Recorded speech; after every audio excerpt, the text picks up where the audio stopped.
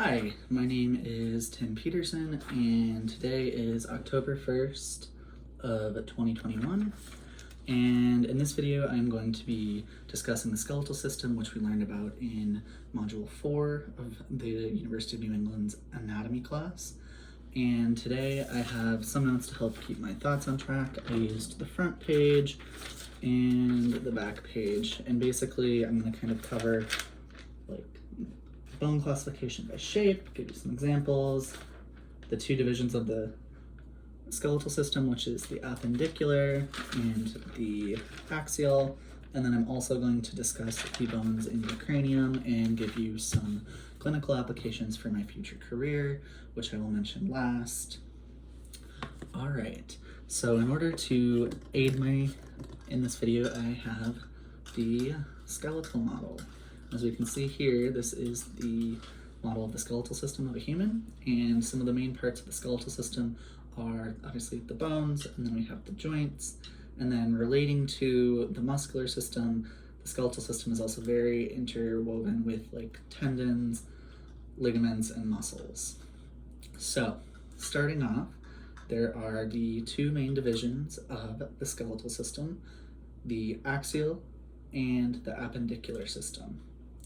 So first, I will walk through the axial part of the skeletal system, and then I will go through the appendicular part. So first, things first, with the axial, we have the skull, the vertebral column, and then the thoracic cage, along with the sacrum and the coccyx to make up the axial portion of the skeletal system. So walking through this, we can break down some various parts of the axial system into a bit more detail. So starting with the vertebral column, we would start off with the atlas and then the axis. Then we would get into our first vertebrae, which are known as cervical vertebrae. And then we would move into what is known as the thoracic vertebrae. And lastly, before the sacrum and the coccyx, we would have the lumbar vertebrae. So to review, we go atlas, axis, cervical, thoracic, lumbar, sacrum, and coccyx to make up the vertebral column and that part of the axial skeletal system. Moving on to the thoracic cage, we have the ribs and then the sternum. So the sternum is made up of the manubrium, the body, and the xiphoid process, and then the ribs are generally broken down into the first 7 are known as true ribs, and the last 8 through 12 are known as false ribs. Okay, and for the last part of the axial skeletal system that I'm going to talk about, I'll mention some of the bones in the cranium. So the ones I'm going to mention are the major bones of the cranium, which at the back here, we have the occipital bone. On the side, we would have the temporal bone right here. And then above the temporal bone, but still touching like the occipital and the temporal bone, would be the parietal bone. And in the very front, here we have the frontal bone.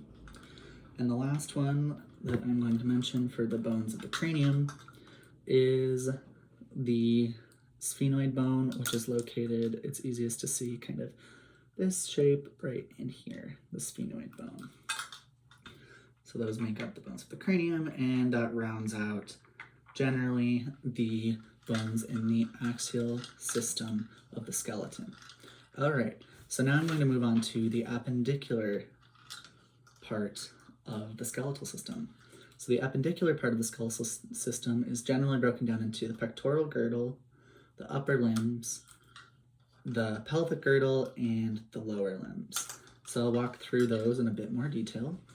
So starting with the pectoral girdle, we have the scapulas right here, and then this bone right here, which is the clavicle. So that makes up the pectoral girdle, and then moves on, that connects to the upper limb, which the first bone in the upper limb is the humerus, which connects to the radius and the ulna. So the radius is on top, and then the ulna.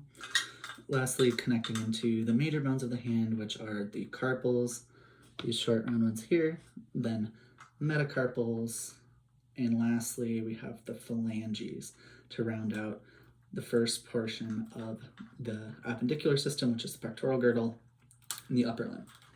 Now moving on, we have the pelvic girdle and the lower limb. So the pelvic girdle is comprised of the hip bone, and that connects to the lower limb, which starts off with this long bone here known as the femur. And then the femur is also, there's the bone right here, which is the patella, and that forms a joint with the tibia, the large bone, and then the fibula, the smaller bone in the lower leg. And lastly, that finally connects to the feet, which are kind of similar to our hands in the sense of they start off with the main bones being the tarsals, then the metatarsals, and lastly we have the phalanges for the feet. So that rounds out the appendicular system, which is again pelvic girdle, upper limb, pectoral girdle, upper limb, pelvic girdle, lower limb. All right. And lastly, I'm going to talk about, before I talk about the clinical applications, I will mention some of the classifications of bones based on shape and give some examples. So the first one I'm going to mention is the suture. So a suture bone, we can easily see those in the skull. And one example could be like the lambdoid suture back here. Another would be a pneumatized bone, which an example would be the ethmoid bone in the skull. We also have flat bones. A good example of that is the parietal bone. We also have short bones, which we can see those in the carpals and the tarsals, for example. We also have irregular bones, which a good example of irregular bones are vertebra. And lastly, we can classify bones into the seventh category, which is seismoid bones. And a good example of that is the patella, because the characteristics of that are that they're generally short, round bones. All right, so I'm going to put this over here. And lastly, I'm going to talk about clinical applications of the skeletal system in my career. So I want to pursue a career in nursing, and obviously having a fundamental understanding of every body system is important in nursing, as you have to be able to communicate information between doctors and patients, patients to doctors, and understand what's happening. Specifically with the skeletal system, some things that could help could be identification of broken bones, reading x-rays, communicating things about ways to keep yourself healthy when it comes to bones and stuff like that, preventing or helping patients understand different diseases such as osteoporosis. So again, it kind of wraps into anything as it would be with a nurse, that you have to have a general understanding of a body system to be able to effectively communicate information to your patients, information to doctors, and do things such as charting. Thank you.